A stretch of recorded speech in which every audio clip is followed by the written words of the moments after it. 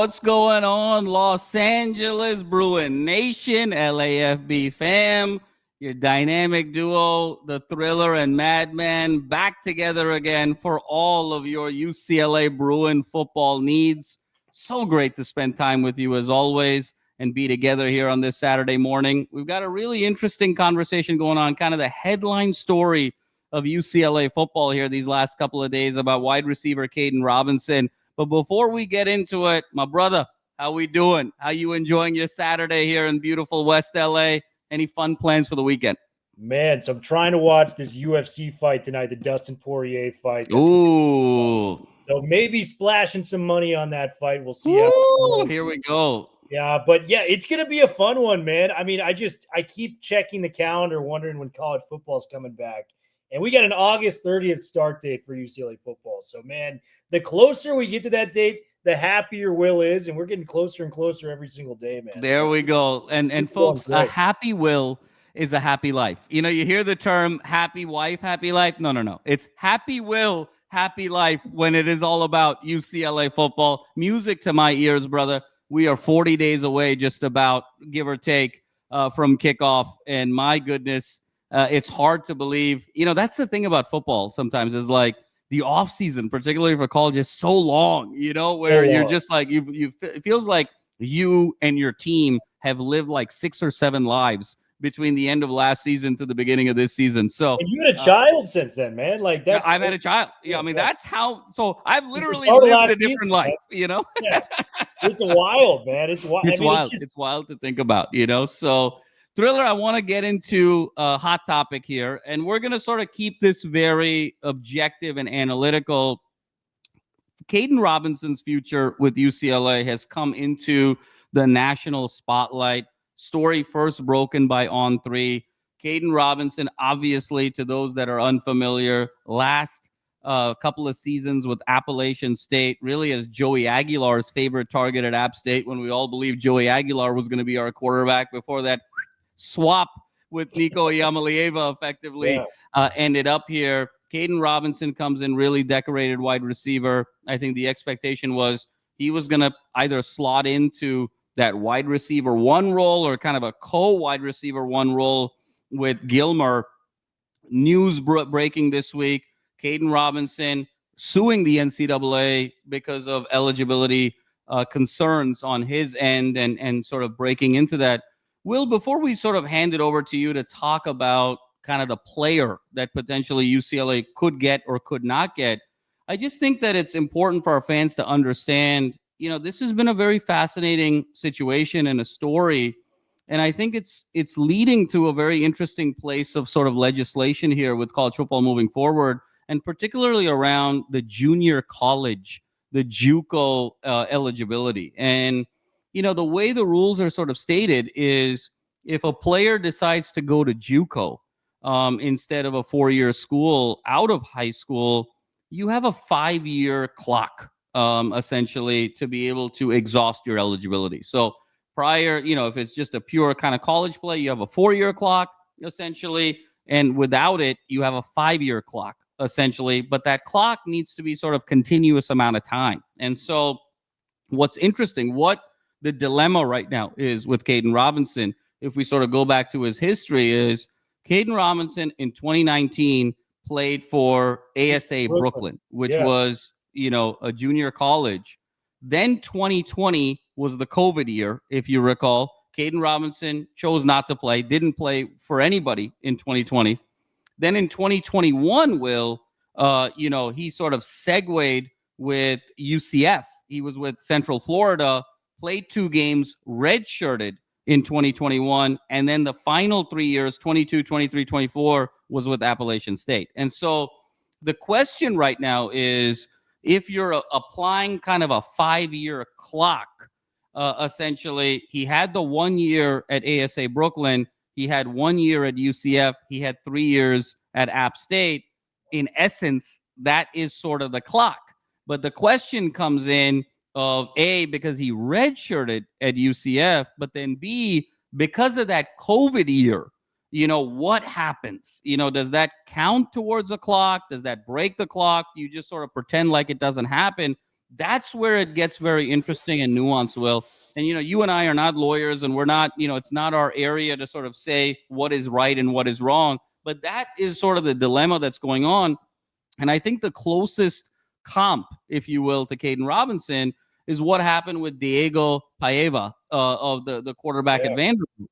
What was interesting in Pavia's case, I should say, Diego Pavia, is, he went from junior college to New Mexico to Vanderbilt, but it was very interesting. He spent 2 years in junior college in 2020 and 2021, then spent 2 years in New Mexico, 2022, 2023, and then spent last year at Vanderbilt where he really blew up in 2024. So that was 5 years total.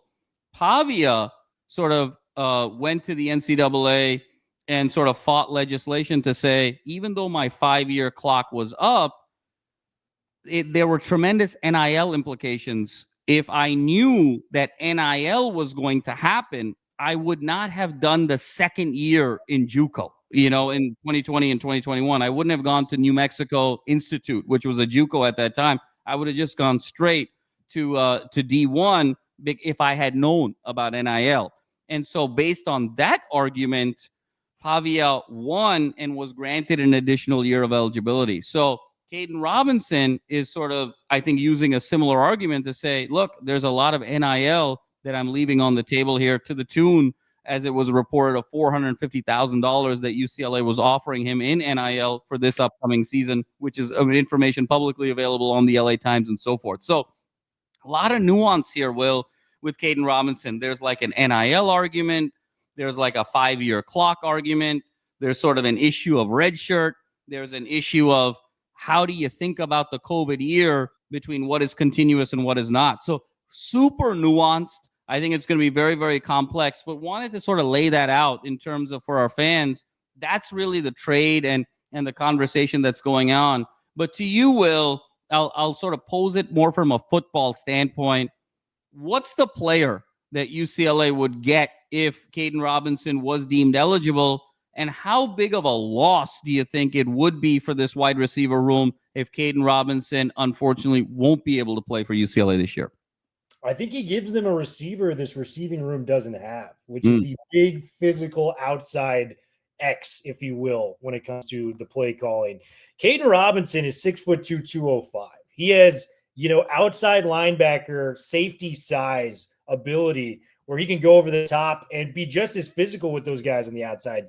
Yes, Quasi Gilmer is 6'2", but he's 180 pounds. Right. Jaden Wilson's 175 pounds. You got, Mikey Matthews coming from Cal. We're very excited about. He's 5'9", 180. They don't have that big physical threat on the outside.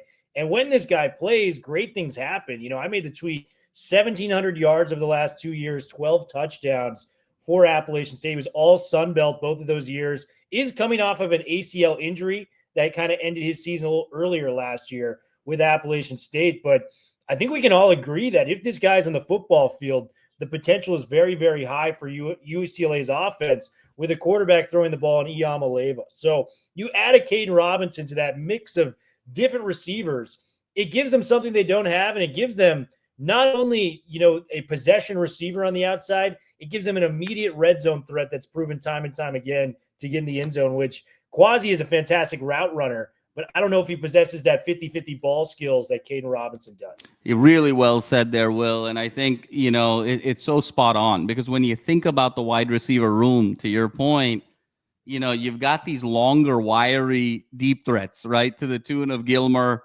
and to the tune of Jaden Wilson. And we think that Gilmer is going to make a big step. Hopefully, he's sort of in the weight room, maybe putting on 5-7 pounds of muscle where he can sort of maintain that top end speed, but be a little bit more physical on the outside to be a bit more eligible receiver, let's call it, in these 50-50 ball situations. And then along with these sort of wiry deep threats, you've got your classic slot guys to the tune of Mikey Matthews and Titus. And so, you've got those out routes and those digs from a 7 to 9 yard perspective. And then you got the deep shots to the tune of 30, 40, 50 yards. But what about in between? What about in between 10 and 30 yards? And that historically has been something that UCLA has really leveraged the tight end position for. And we know our decorated lineage of tight ends from Dulcich, last year with Matavao, and the list goes on. But with some, Hudson Habermill coming off of injuries, we've lost some guys. We got some young guys.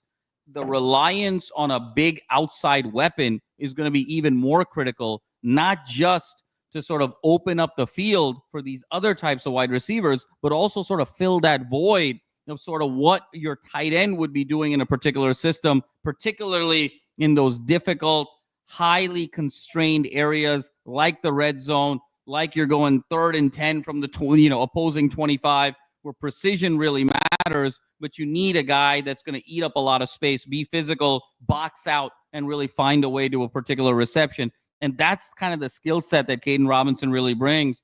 And Will, when we think about that Indiana offense of last year, and you and I bring that up a lot because of Tino Sincere, because that is that historical frame of reference, we've mentioned a guy like Elijah Surratt a lot, right? And Surratt's a little bit bigger, slightly, but he's that frame of Kaden Robinson. And when you look at what a Surratt did at Indiana last year, what the expectations are, what he's going to do this year in that system, it just shows you how much of an enabler and how much of a marquee player an individual of that size is going to play in this system. So really, really significant.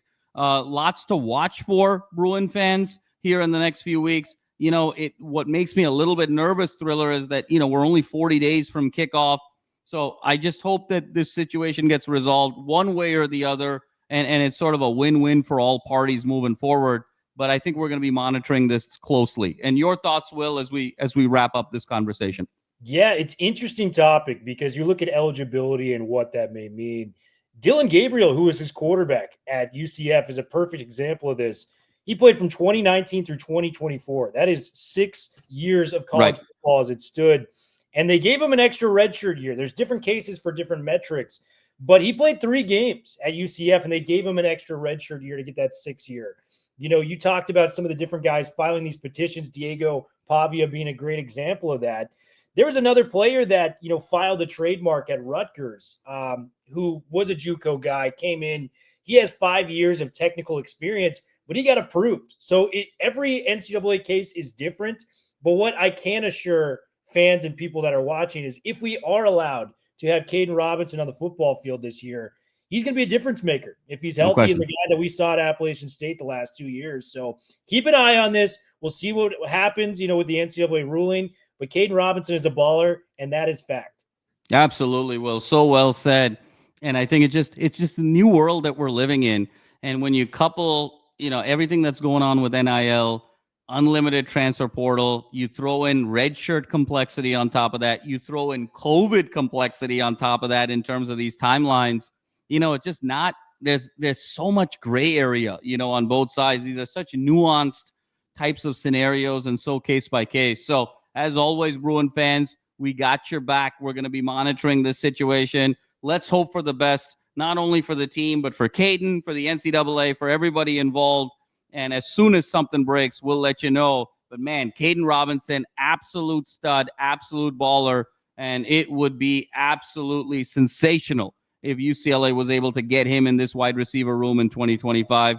Bruin fans, have a great rest of your weekend, great next couple of days. And as always, the Thriller and Madman got you covered. We'll see you in a few days. 4's up forever, baby. 4's up forever.